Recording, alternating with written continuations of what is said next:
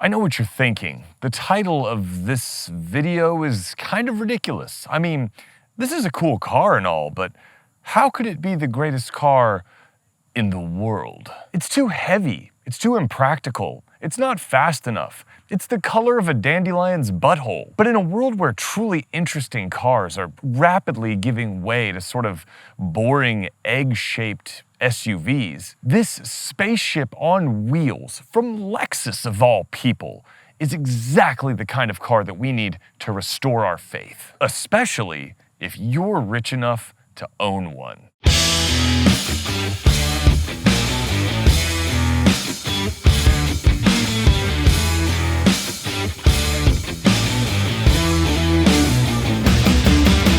What's going on, everyone? Jax here, and today I am with one of the coolest and most interesting designs in the entire automotive kingdom, the Lexus LC500.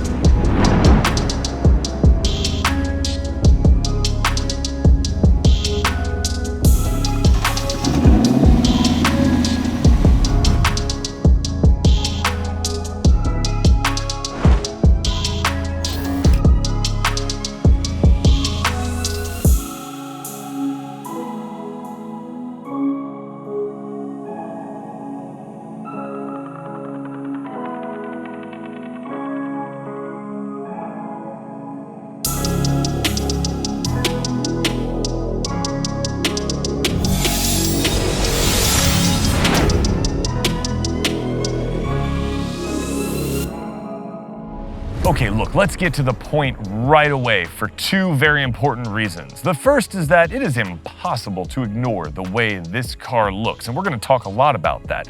The second is that it might rain at any minute, and I don't have the car anymore. It goes back tomorrow, so we need to wrap this up right now. The LC500 is one of the most interesting cars on the road today, slathered in super cool details that have no other purpose really than to just look awesome. How many interesting details do you want? The designers seem to ask.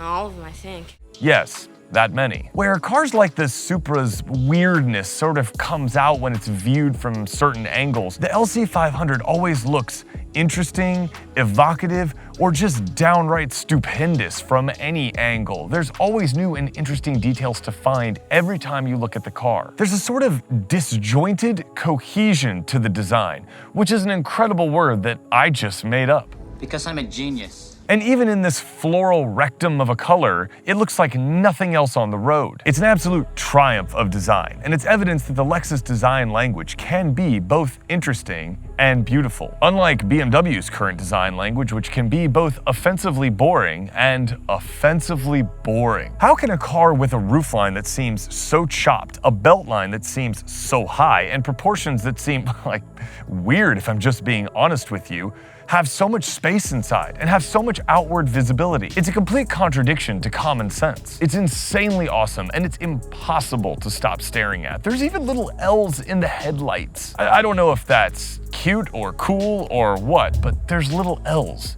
inside the headlights.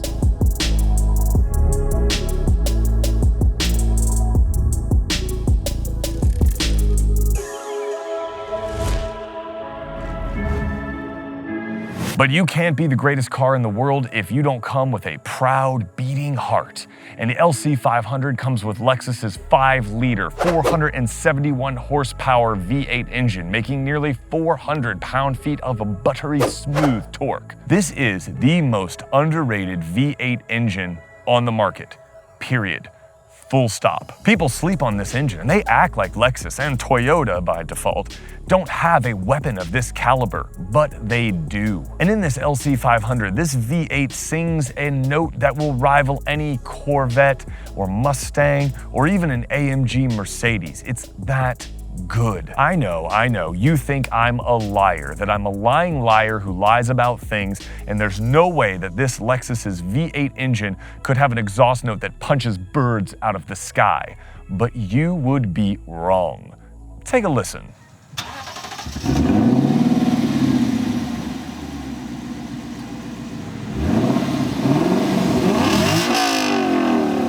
See what I mean? Judge for yourself, but this V8 sounds glorious. Take another listen.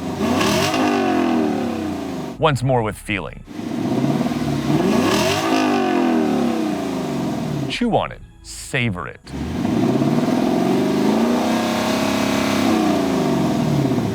Swish it around in your mouth like disinfectant mouthwash. Let it purify you like the waters of Lake Minnetonka. In your face, Charlie Murphy. Do you know what this V8 noise is? It's the equivalent of the greatest handshake in any movie ever. Yes. It's so satisfying that I developed a better dad bod just in the week that I was driving this car.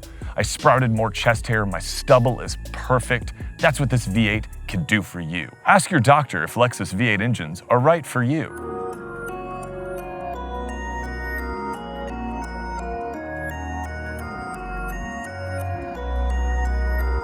Well, here we are behind the wheel of the Lexus LC500, and right off the bat, one of the things you'll notice is that at 6.5 feet tall, I have an abundance of room. In fact, I would say the driving position for someone of my advanced height is quite good, quite pleasant. I do wish the wheel came out a little farther, but it's not a big deal. I have more than enough legroom. The seats are all the way back. The back seat, by the way, is not so much a seat as a medieval torture device. So don't think anyone of actual human proportions can fit back there, because they can't, unless you hate them. Now I'm in comfort mode right now, which in this car is sort of unbelievably comfortable, actually, considering we are riding on 21-inch wheels. These are the optional 21-inch wheels wrapped in Bridgestone Potenza rubber bands, basically. They're so thin. And the ride quality, considering that setup, is exceptional. It is typical Lexus magic, I will not lie. I cannot believe how well this car rides considering what it is. I mean, this is a concept car on wheels. 21-inch wheels, they look amazing, but you don't expect a car like that with those kind of shoes to be cosseting and comfortable, and it is. In comfort mode, this thing is a sweetheart, an absolute sweetheart in comfort mode. The 10-speed automatic is buttery smooth. It does not make itself known at all. It simply goes about its business in the background. You would think this was some sort of like CVT or something. No. But it just goes about its business in a sort of luxury car sedan kind of way. You wouldn't know, first of all, that this was a sporty car, and you also wouldn't know that this transmission was capable of some of the shifts that it's capable of. At wide open throttle driven aggressively, this transmission is pretty fast. I'm not saying it's quite like dual clutch or Porsche PDK fast, but it is very fast for an automatic transmission, and satisfying too. You get nice blats on the upshift and the downshift. Not in comfort mode though.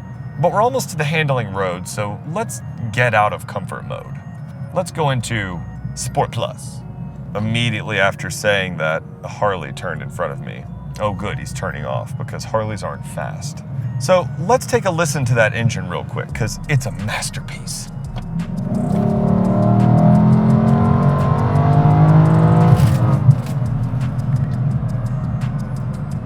Sorry, that rattle is my clipboard. Here we go around the first bend. Not bad. There's a little bit of roll in this car. I mean, not much though. The ride's gonna be a little more brittle because I do have it in Sport Plus mode, but it's still awfully compliant considering the tires this thing has. But that engine just sounds so vibrant. That has got to be one of the best sounding engines on the market currently. It is a masterpiece of a sound system. I drive around this car 90% of the time with no radio, no Bluetooth, no nothing, just so I can listen to the sounds that this engine makes. It is absolutely amazing. Let's do it again, because why not?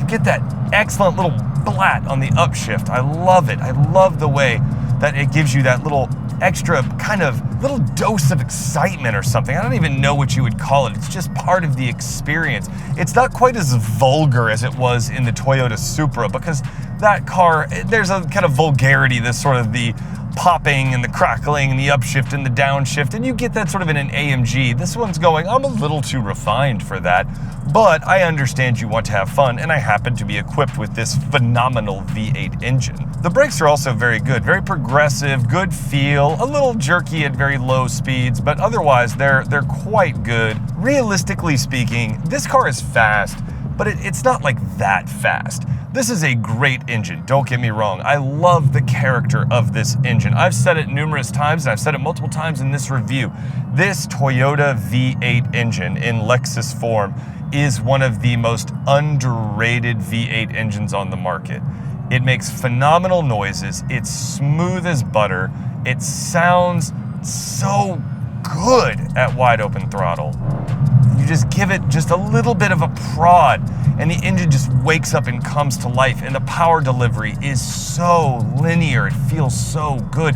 It doesn't have that gut punch of low-end torque that you get on some V8s, but the way it just revs right up and it goes just over 7,000 RPM, and it feels like it can do it all day long, every day, 7 days a week, 24 hours, 365, whatever you want to say. It just is so good. I love this engine. I loved it in the RCF, and I love it even more in this car. I think it sounds even better in this car. One thing about the driving experience in this car is that you're always aware of the weight. This car weighs over 4,300 pounds, which is a lot, I'll admit. And you're always kind of aware of it. It doesn't necessarily feel heavy, and it doesn't necessarily handle poorly, but there's a sort of deliberateness to the car's driving experience that comes with the weight of the car. So it doesn't quite dart around. It feels more like a GT car. It's much more planted. The car has a sort of deliberateness to the way it handles because it's not really a purebred sports car. This is a GT car. This is a fancy, very well appointed, absolutely luxurious, phenomenal sounding GT car. And if you go into this experience with those expectations, that this car can be fun when you want it to be, that this car can be luxurious when you want it to be, that this car can cosset you and take you from place to place in luxurious comfort while also providing some degree of sportiness, then you'll be happy. But if you look at this car and you think that you're getting a 911 or an AMG GT or something like that, you're not. You're getting something different, and that's okay. You just have to have your expectations in check from the start.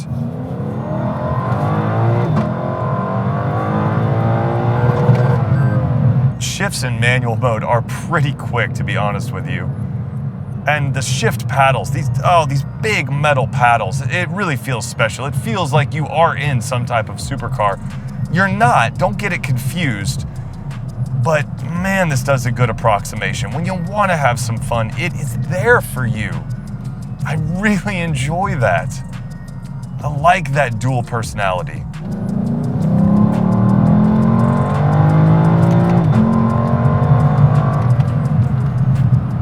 And with 10 speeds in the automatic, it's like you play in the first couple of gears, but when you're on the public street, 90% of the time, you just leave it in automatic mode anyway. It's almost, to be honest with you, manual shift is almost more of like a gimmick. It's like, yeah, it's there for you to kind of blast through the first 3 or 4 gears, but then after that, it's like, yeah, go back to shifting yourself, car. I can't imagine taking a car like this on the track. I just don't see the point. Maybe if you were someplace like the Tail of the Dragon, but to be honest with you, this car is way too big for the Tail of the Dragon. But just to get that engine to sing, just to get that engine to wind up. That note though, man, that engine note. Downshift. Oof.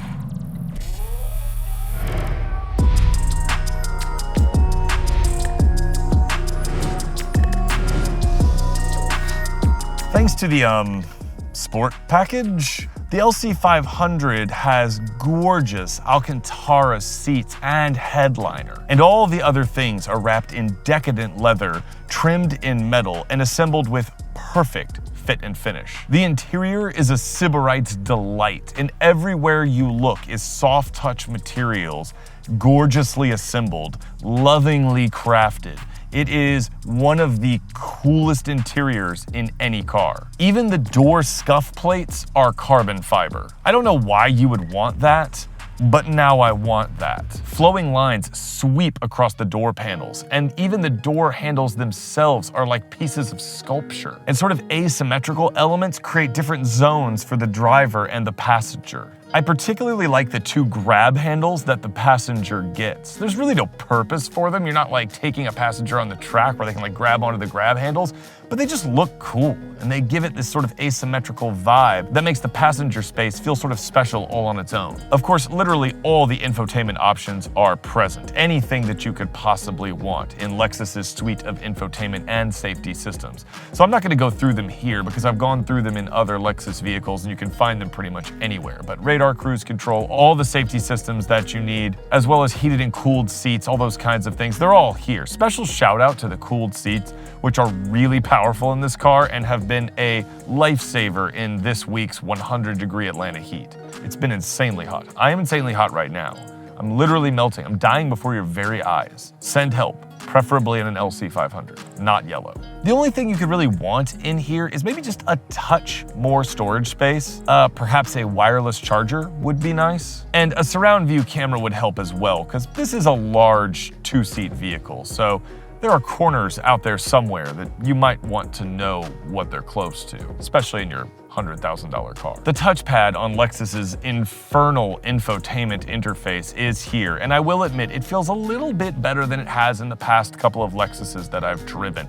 For some reason, it didn't seem to be as finicky with my touch interface, or maybe I'm just getting better at it, but it still takes way too many steps to do simple things like turning on the cooled seats. I like the idea of separating the controls from the screen, but I don't think any maker is there yet, so I will continue to complain about it until somebody gets there. Acura, Lexus, you're close. Come on, I believe in you. This is one of the most stylish and interesting and well-appointed interiors in any car for sale, period. And it's in a Lexus that cost $100 grand. I know that's a lot of money if you're a teacher like me, but for people who run pyramid schemes and sell essential oils, it's like a drop in the bucket. And this interior feels like it's from a much more fancy, stylistic car. It feels like something you would get out of a Bentley or a Buick Riviera. It's just on another level. I'm just kidding, not a Bentley. It's a truly special and luxurious place to be. I think it's one of my favorite aspects about this car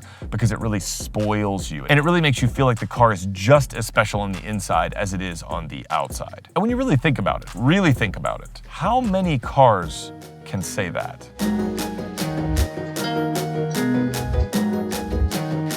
Are there downsides? I mean, surely the best car in the world doesn't have any downsides, right? Well, that's not necessarily true. The trunk is quite small, about 5 cubic feet, which means if you're using this as a GT car, there's not a ton of room for you and your significant other's stuff. The infotainment, while boasting pretty much every single option you could possibly desire, still runs through Lexus's sort of obtuse trackpad interface system, which means at the minimum, you're gonna have difficulty selecting something, or the worst case scenario, it requires diverting your attention from the road to try to figure out what the heck is going on. Just to turn on functions like the cooled seats requires navigating 2 to 3 steps. It's not really a smart idea. I mean, I get that you want the interior to be sort of clean and have that aesthetic, which it does because it is absolutely stellar.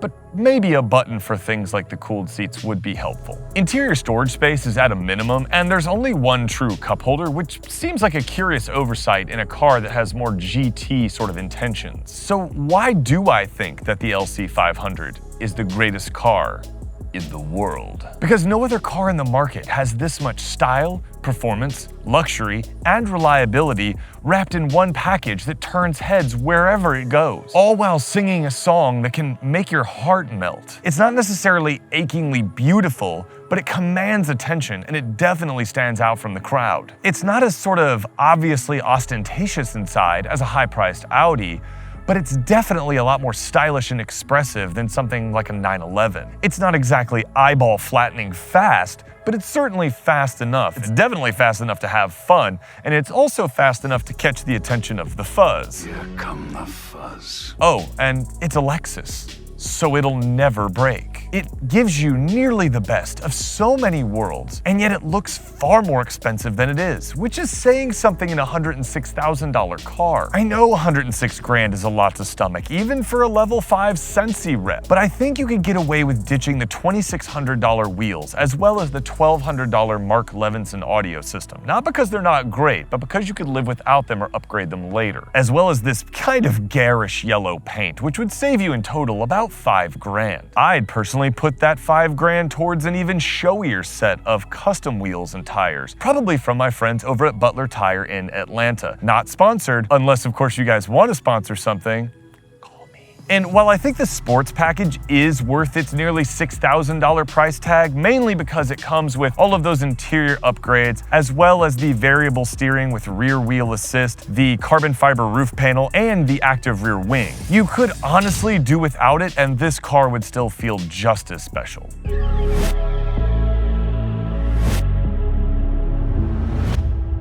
There simply isn't anything like the LC500 right now. And there might never be anything like the LC500 again, as SUVs continue to eat into segments that were once dominated by cars. Bold, daring, desirable, and incredibly luxurious, the LC500 deserves more attention than it gets. And I think we'll all look back on it with more respect and admiration. But I think it deserves even more than that. This 471 horsepower spaceship delivers on the promise of what a car can be. Bedroom wall art, meticulously crafted and faultlessly reliable. You can't say that about many other cars. In fact, you might not be able to say that about any other cars, which makes the LC500 the greatest car in the world.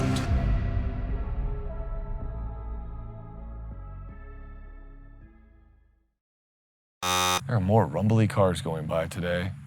On the clock.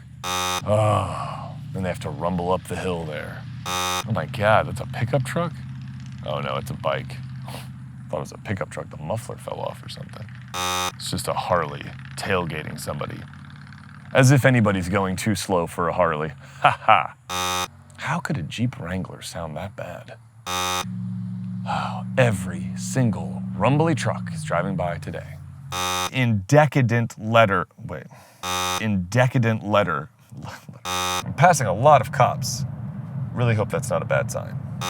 Oh, it has such good air conditioning though. Seat coolers are epic. It's way too hot to be driving around with nothing on right now. Oh, I gotta get back home anyway and dump this footage because I'm trying to film this whole review in like one evening. Behind the scenes, YouTube life. If you have a real job and you want to know how hard it is putting out one full review video per week, it's hard.